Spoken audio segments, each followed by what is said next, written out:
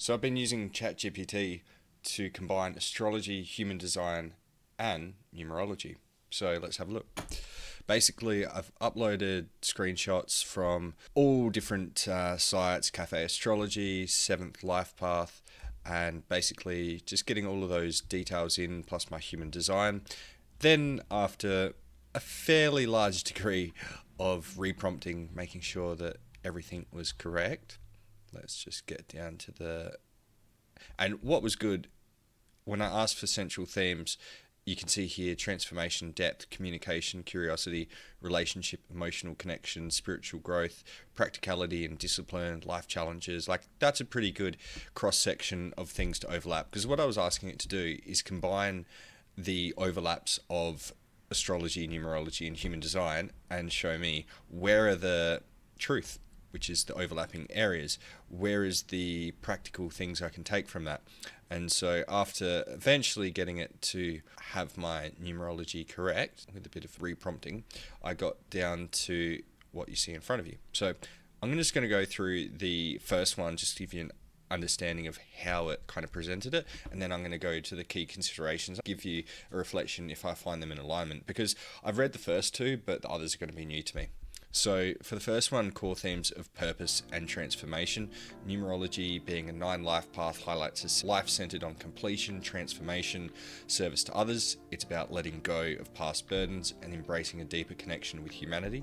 In astrology, Pluto being in Scorpio and Sun being in Scorpio reinforce themes of emotional and psychological transformation with the ability to regenerate and heal deeply. Human design has an emphasis on emotional processing, empowering others through transformation. So the key considerations to take from that were embracing a life path focused on helping others transform and heal, tick. Recognize the power of your intense emotional depth and use it to connect and uplift.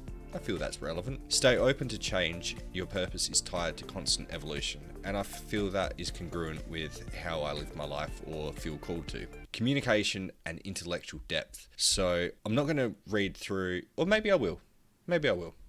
Numerology. Expression number 3 and rational thought 1. Highlight your talent for creativity, self-expression, and direct communication. Astrology. Mercury in Sagittarius suggests a love for philosophical discussions, while Gemini ascendant brings curiosity and intellectual engagement. And yeah, that's feeling very accurate. Human design. Likely activation in the throat and the ajna centers align with the ability to inspire and share ideas. Case in point right now.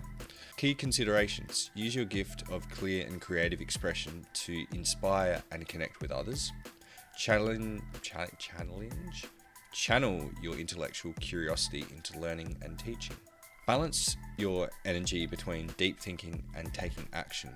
Don't get stuck in analysis. And that's very much been a journey that I've been on over the last 4 years, trying to get that ability that, yes, think things through, because that's congruent to my nature, but also make sure action is occurring. The other points were also very relevant, I feel. Number 3, relationships and emotional intensity. Numerology's Heart's Desire, number 1, emphasizes the importance of individuality within relationships, and personality, number 2, highlights sensitivity and connection. Venus in Scorpio brings emotional intensity and loyalty in partnerships. Human design, solar plexus energy, creating a need for deep emotional connection. So the takeaways: foster relationships that honor your emotional depth and need for loyalty. Be mindful of balancing independence with intimacy. Don't lose yourself in partnerships. Okay, so I'm not going to go through and read each one individually now. You're starting to get the gist. And the thing is, though, a few of those, let's say the relationships, I feel like that could be applicable to most people. Most people want emotional depth, need to balance, not losing themselves. And yeah, that's definitely been something I have experienced. But whenever I hear something like that or read something like that, I'm like, it is applicable to me, but how many people is it applicable to? Anyway, in saying that, all of the subsequent considerations do feel relevant to me, and they definitely have been a part of my journey. And if I'd realised them myself, I'd be like, oh, absolutely. It's just when you see something that seems general. I feel like this is still a really useful way to get insight about yourself. And that's always the way anything, whether it's astrology, numerology, human design, should be, in my opinion. It's allowing you to see what resonates and go, yeah, you know what, that's true. I'm going to double down on that. Something you probably already noticed yourself but didn't have it to your conscious awareness. For example, I need time to myself to recharge. Yeah, actually I do. Now that I'm aware of that, I'm going to do that more often and see what effect that has. And if you get positive results, then you keep going.